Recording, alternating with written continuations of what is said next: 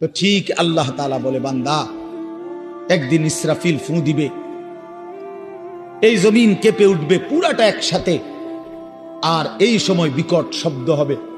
বিকট শব্দ মনে করেন ওই ডিস্ট্রিক্ট ট্রাকের চাক্কা যদি ব্রাস্ট হয়, দূরের থেকেই বোঝা যায়।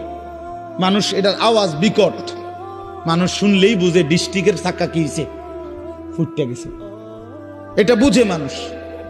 ঠিক এই গোটা আসমান, 7 আসমান ভাঙতে শুরু করবে, আওয়াজটা কেমন হবে? কোটি কোটি তারকারাজি খসে খসে পড়বে, আওয়াজটা কেমন হবে? সমস্ত সাগর নদীর পানিগুলো টকবক করে উথরাইতে থাকবে। ফুজ্জিরাত বা ইদাল বিহারু ফুজ্জিরাত কোরআনে আছে। জ্বলন্ত টকবগে আগুনের মধ্যে যেরকম পানি গটগট করে আওয়াজ করে, সব পানি, সাগর নদী পুকুর খাল বিলের পানিগুলো এভাবে উথরাইয়া শূন্যে মিলায় যাবে, শূন্যে মিলায় যাবে। আমার ভাই, ওয়াতাকুনুল জিবালু কাল ইহনিল মানফুস, তুলার মতো পাহাড়গুলো উড়ে যাবে। তো আল্লাহ তাআলা বলেন, এই সময় ইয়াউমা ইয়াকুনুন নাসু কাল ফারাশিল মাবসুস, এই কোটি কোটি মানুষ তখন বিক্ষিপ্ত পতঙ্গের মতো, এই যেটা আপনি কইলেন এই মাত্র, যে যেদিকে পারে এদিকে ছুটবে, ঠিক এটাই বিক্ষিপ্ত পতঙ্গ। মানে হলো ওই উলু পোকা সাদা সাদা, এগুলো যখন লাইট এবং আগুনের কাছে আসে তখন চারিদিক থেকে উইরা উইরা আসে, যে যেদিক থেকে পারে আসে উইরা উইরা আইসেই এই আলোর মধ্যে আগুনের মধ্যে ঝাঁপ দিয়া দিয়া যে যেখানে পড়ে মরে যায়। আল্লাহর কসম, আল্লাহ তাআলা বলেন, ইসরাফিল ফু দিলে জমিনের এই ভূমিকম্প শুরু হলে, আমার গোটা সৃষ্টি যখন ভাঙতে শুরু করবে, তো মানুষগুলো এরকম দিক বিদিক পতঙ্গের মতো, উলু পোকার মতো ছুটাছুটি শুরু করে, যে যেখানে মরবে পড়বে, পিছলা খাইয়া ফুসটা খাইয়া ওইখানেই মরে কবরে পৌঁছে যাবে। কারণ এই এখন তো আর কেউ কাউকে কবর দিবে না। কবর দিবে কেনা? স্বাস্থ্য ভাই হাতে তো দৌড়ে, সেও তো কি করছে,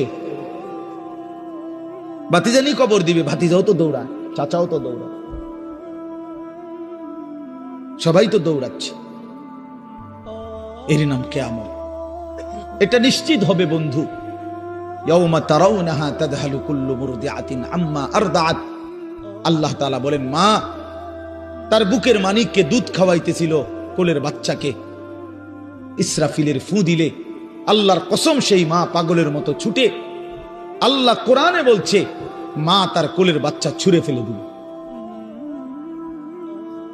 ওয়াতাদাউ কুল্লু যাতি হামলিন হামলাহা, যে মা গত 9 মাস পেটে বাচ্চা ধরছে, সেই গর্ভবতী নারী কিয়ামতের শুরু হলে ইসরাফিল ফু দিলে এই বিকট শব্দে আর জমিনের ভূমিকম্পে, আল্লাহর কসম, আল্লাহ কোরআনে বলছে, মা এভাবে ছুটবে, গর্ভবতী নারী নিজের বাচ্চা নিজে নিজেই খালাস হয়ে পড়ে যাবে, মহিলা ফিরেও তাকাবে না।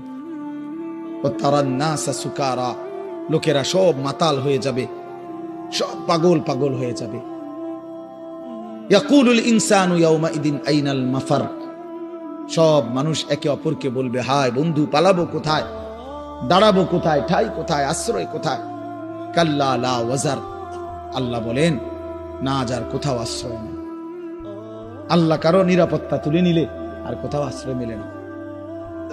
আল্লাহ কোথাও কি, আমরা না মনে করি অমুকের দয়ায়, অমুকের কৃপায়, অমুক নেতার আশীর্বাদে টিকে আছি। না না, মালিক যখন তুলে নেয় রহম, আল্লাহ যখন নিরাপত্তা তুলে নেয়, তখন গোটা বাংলাদেশ যার তত্ত্বাবধানে থাকে, সেও দুপুরের আগে বিকালের আগে ভাগ্যে যায়।